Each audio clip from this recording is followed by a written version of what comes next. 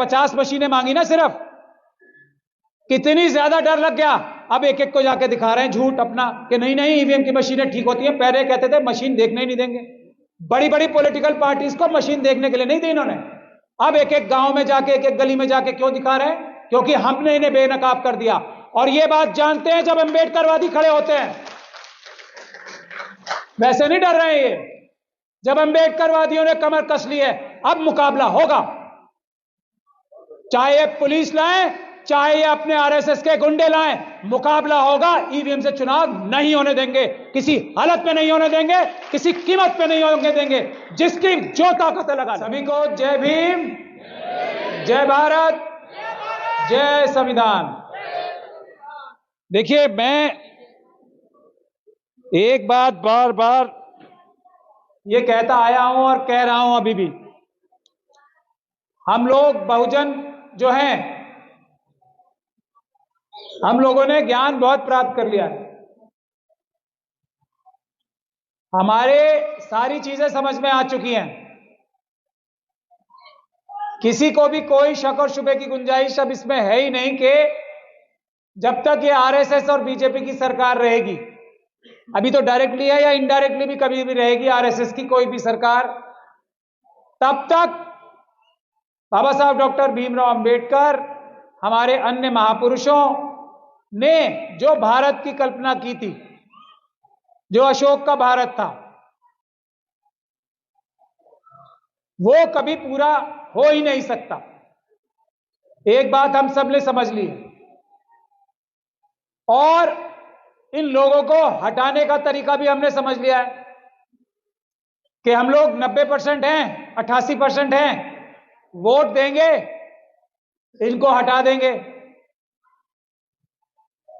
और वोट देने से, क्योंकि 5 साल में इलेक्शन आता है, वोट देके भी ना हटा पाए तो हम भारत के संविधान की जो जो प्रावधान है, जो कानून बने हैं, जो बाबा साहब डॉक्टर भीमराव अंबेडकर ने इतनी लड़ाई करके हमारे लिए एक अच्छा संविधान बनाया था, उस पर अपनी संख्या, अपनी ईमानदारी, अपने संघर्ष के बल पे न्याय प्राप्त कर लेंगे, ये भी हमने जान लिया।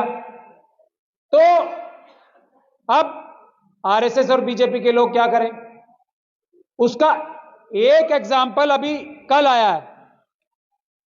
उससे पहले भी एग्जाम्पल चल रहे हैं बहुत। कल वाला एग्जाम्पल मैं अभी बताता हूं, लेकिन जो सबसे बड़ा मुद्दे 2 चल रहे हैं इस वक्त देश में।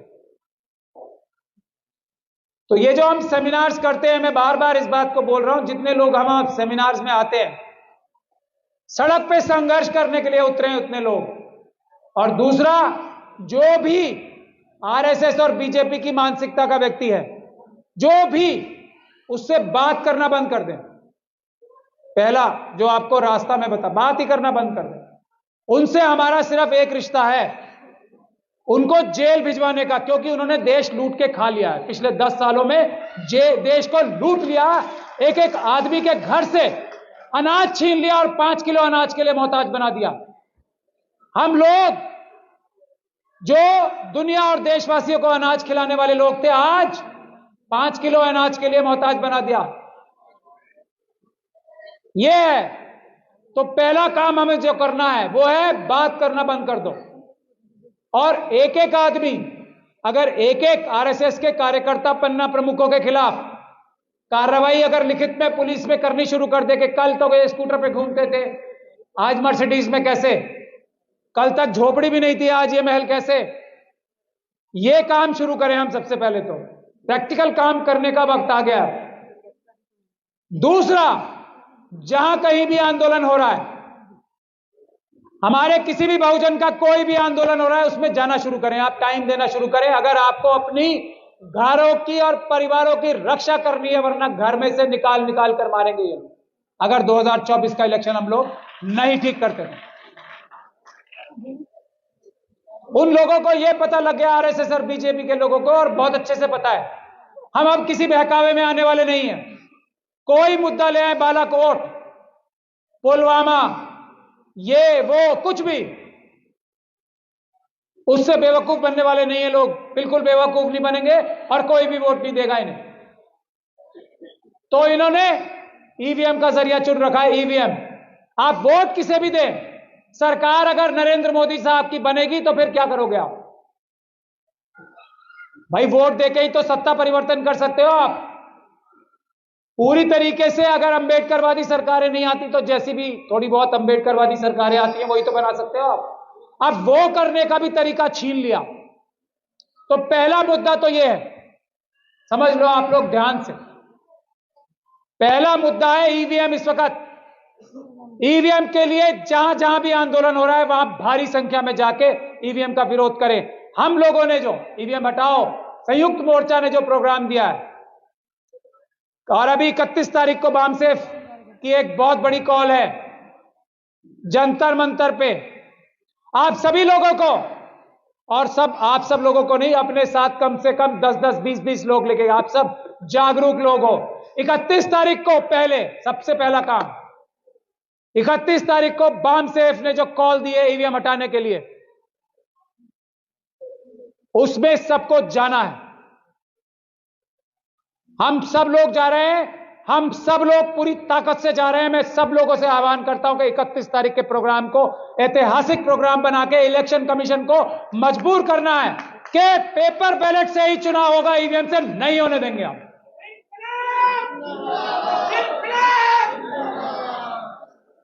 अभी हमसे पहले एक साथी बोल के गए थे, मैं ये बात आप लोगों को साफ कर देना चाहता हूं, मैं थोड़ा बहुत पढ़ा लिखा वकील माना जाता हूं, किसी बहसबाजी में पढ़ना ही नहीं।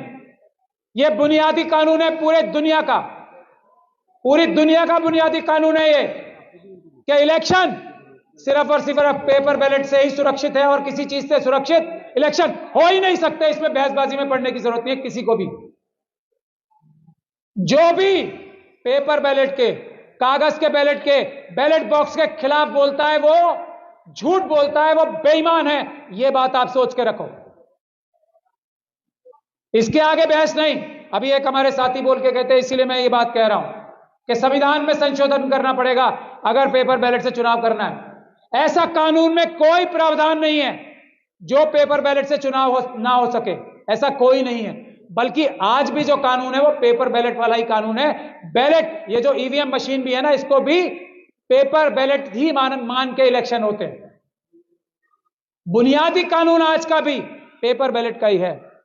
तो इसलिए मैं निवेदन कर रहा हूं, ये वकालत का जो काम है, कानून बताने का काम है, हम पे छोड़ दीजिए। हम झूठ नहीं बोलते, हम सच बोल रहे हैं। मैं इसीलिए चैलेंज कर रहा हूं बार बार लोगों को कि अगर मोदी सरकार में उनके अटॉर्नी जनरल है ना, उनके सॉलिसिटर जनरल हैं, आए बहस करें और मैं उन्हें बताता हूं कि कैसे झूठ बोल रहे हैं सब, और ये कितनी बड़ी भ्रांति फैला रखी है कि कानून में बदलाव करना पड़ेगा। कोई बदलाव करने की जरूरत नहीं है, कुछ जरूरत नहीं है। पैसे कम खर्च होंगे, ये मैं कह रहा हूं, मेरी बात पे तो भरोसा है आपको। पैसे कम खर्च होंगे, टाइम कम खर्च होगा, और सबसे ज्यादा सुरक्षित इलेक्शन होंगे पेपर बैलेट से। ईवीएम से चुनाव सुरक्षित हो ही नहीं सकते, पैसे ज्यादा खर्च होते हैं और धोखा ही धोखा है, टाइम भी ज्यादा लगता है। तीनों तरीके से ईवीएम से चुनाव धोखा ही धोखा है, फ्रॉड ही फ्रॉड है। इसके अलावा कुछ बात ही करने की जरूरत नहीं है। जो ईवीएम के पक्ष में बात करता है वो समझ जाओ, या तो बेवकूफ बन रहा है या बेवकूफ बना रहा है। देश बचाओ,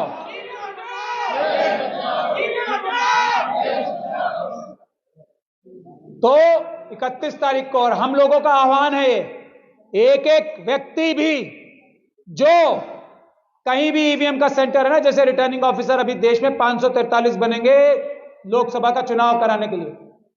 एक एक ऑफिस के बाहर हमें हजारों की संख्या में बैठना है, जैसे सीएनआरसी के प्रोटेस्ट में किसान आंदोलन में बैठे थे। हमें इस तरह का देश में माहौल बनाना है, जैसे SC/ST एक्ट जब हटाया था 2018 में अप्रैल 2 को, वो माहौल देश में क्रिएट करना है। जब यह सरकार ईवीएम से चुनाव कराने से पीछे हटेगी, वरना इनकी तो जिंदगी और मौत का सवाल है।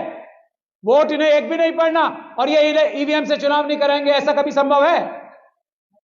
समझ लो बात, और किसी तरीके से नहीं मानने के। दुनिया भर के झूठ बोलेंगे। अब इलेक्शन कमीशन को सड़कों पे उतार दिया। पहले हमने 50 मशीनें मांगी ना सिर्फ, कितनी ज्यादा डर लग गया।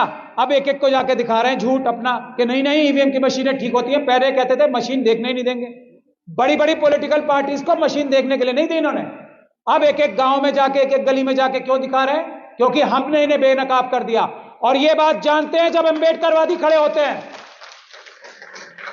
वैसे नहीं डर रहे हैं ये। जब अंबेडकरवादियों ने कमर कस ली है, अब मुकाबला होगा। चाहे ये पुलिस लाए, चाहे ये अपने आरएसएस के गुंडे लाएं, मुकाबला होगा। ईवीएम से चुनाव नहीं होने देंगे, किसी हालत में नहीं होने देंगे, किसी कीमत पे नहीं होने देंगे। जिसकी जो ताकत है लगा ले। देश बचाओ।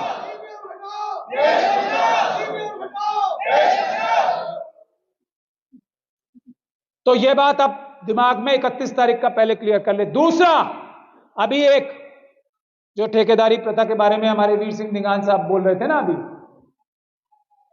अभी देखो, आप पढ़ाई लिखाई करेंगे हमारे लोग। पहली बात, जो एक बात ये रिजर्वेशन के खिलाफ बोलते हैं, दूसरा मुद्दा मैं बता रहा हूं आपको। जो व्यक्ति जैसे ईवीएम के बारे में जो बोलता है वो चोर है, बदमाश है। जो ईवीएम का सपोर्ट करता है वो डकैत, लुटेरा, चोर, बेईमान, देशद्रोही है। सीधी बात। उसी तरीके से रिजर्वेशन के खिलाफ जो बोलता है वो बेईमान, चोर, लुच्चा, लफंगा, लुटेरा सब है। बात ध्यान से समझ ले। जो रिजर्वेशन से किसी भी नौकरी में जाते हैं वही ईमानदार हैं, उन्हीं के पास दिमाग है। जो रिजर्वेशन से नहीं जाते वो कमअक्ल हैं, बेवकूफ है, गधे हैं। करे केस मेरे ऊपर, मैं साबित करूंगा। ये बात अपने दिमाग में क्लियर कर लें। हम ये बात क्यों कहते हैं? सुप्रीम कोर्ट की जजमेंट है, रिजर्वेशन मींस मीडियोक्रिटी, मतलब रिजर्वेशन को सुप्रीम कोर्ट ये बोल रही है कि जो क्वालिटी है कॉम्प्रोमाइज होती है। इससे बड़ा झूठ दुनिया में कोई नहीं होता, हो ही नहीं सकता। वोट हमारा, राज तुम्हारा। वोट हमारा, राज तुम्हारा।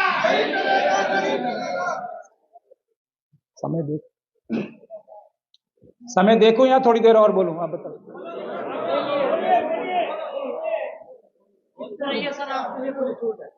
शुक्रिया मुझे छूट देने का। आरएसएस से भी यही को छूट दे दूंगा। मैं बोला। दूसरा मुद्दा रिजर्वेशन का, वीवीपैट। मैं फिर बोल रहा हूं, जो भी किसी तरह की भी बात करता है, वीवीपैट भी धोखा है, सब धोखा है, सब फ्रॉड है, सिर्फ पेपर बैलेट। किसी बात ही नहीं करनी। जब हमने रिजर्वेशन का मुद्दा, ये खुल के आम ये बोल सकते हैं कि रिजर्वेशन वाले जो हैं उनको काम करना नहीं आता। खुलेआम बोल रहे हैं ना ये। इसी ग्राउंड पे हमें नॉट फाउंड सुटेबल करते हैं ना ये। एनएफएस क्या होता है? Not found suitable. खुलेआम करते हैं। हम लोग पता नहीं क्यों बैकफुट पे रहते हैं, डिफेंस करते हैं। ये जो इंटरव्यू लेने वाले हैं, मैं आज ऐलान कर रहा हूं, ये नेवर फाउंड सुटेबल हैं। जो इंटरव्यू लेने बैठते हैं, नेवर फाउंड सुटेबल। जो इंटरव्यू लेने बैठेगा उसके मन में एकलव्य का कॉन्सेप्ट होगा। समझ में आती है बात आप लोगों को? हजारों साल से द्रोणाचार्य पुरस्कार देते हैं ना ये। क्या है द्रोणाचार्य पुरस्कार? क्या है कॉन्सेप्ट द्रोणाचार्य साहब का? एकलव्य का कॉन्सेप्ट है ना। और उसको अपना द्रोणाचार्य पुरस्कार उसको देते हैं जिसको ये टीचर मानते हैं। सही बात है ना। और कुछ चाहिए सबूत, और कुछ सबूत भी चाहिए। जो आइडल है वो एकलव्य का कॉन्सेप्ट है। फिर भी एकलव्य को यह बताना पड़ेगा कि मैं सबसे बड़ा धनुर्धर मैं ही हूं, यह बताना पड़ेगा। अगर एकलव्य है तो वो सबसे अच्छा है। खत्म बात। इसके आगे बहस करना बेवकूफी का काम है। ये लोग कभी अकलमंद हो ही नहीं सकते, मेहनती हो नहीं सकते, ये ईमानदार हो नहीं सकते, बाय डिफॉल्ट नहीं हो सकते। हां, अच्छे बुरे लोग कहीं भी किसी भी कम्युनिटी में होते हैं। अंबेडकरवादियों में भी कई बेईमान हो सकते हैं, कम होते हैं, और उधर भी हो सकते हैं, वहां ज्यादा होते हैं। यह बात जब तक आप मान के नहीं चलोगे, जब तक कुछ नहीं होगा। तो दूसरा एक आंदोलन चल रहा है देश में, जिसके लिए अभी यूजीसी ने, हम लोगों ने पकड़ लिया ना, अंबेडकरवादियों ने तो फौरन बैकफुट पे चले गए। वरना क्या कह रहे थे कि हमारे जो पढ़ लिख के डॉक्टर रितु जैसे टीचर, रोहित वेमुला जैसे टॉपर, जो पढ़ लिख के सबसे आगे जाएंगे, एकलव्य बनेंगे, उनको क्या कहेंगे? नॉट फाउंड सूटेबल, और बाहर कर देंगे कान पकड़ के। ये यूजीसी कर रहा था। ये अपराध है, हम इसके खिलाफ एफआईआर कराने जा रहे हैं। डॉक्टर मेरी बात हो गई है, ये यूजीसी के चेयरमैन के खिलाफ हम एफआईआर कराने जा रहे हैं। ये कैसे निकाला ऑर्डर? कैसे निकाला ये ऑर्डर? तो दूसरा बड़ा आंदोलन इस वक्त चल रहा है देश में यूनिवर्सिटीज में। यूनिवर्सिटीज में आंदोलन खड़े होते हैं किसी भी देश के, तो ईवीएम का और जो ये यूनिवर्सिटी का डॉक्टर ऋतु का आंदोलन चल रहा है 6 तारीख का है।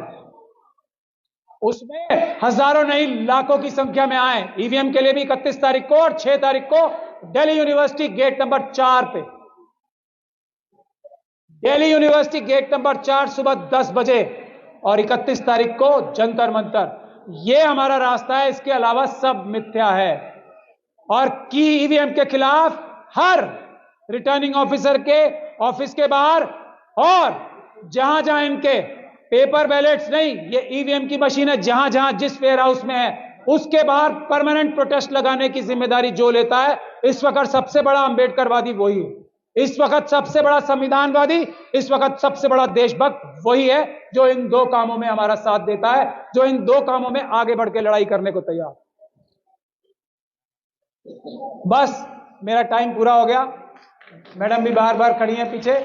मेरी यही 2 गुजारिश है, बहसबाजी बंद, भाषणबाजी बंद, सड़क पे उतर के खून पसीना बहाने के लिए हम लोगों को तैयार होना है। हमारे सारे प्रोटेस्ट कानूनी होते हैं, हमारे सारे प्रोटेस्ट पीसफुल होते हैं। हमारे ऊपर दिल्ली यूनिवर्सिटी में लाठीचार्ज भी हुआ, भानु जी और हम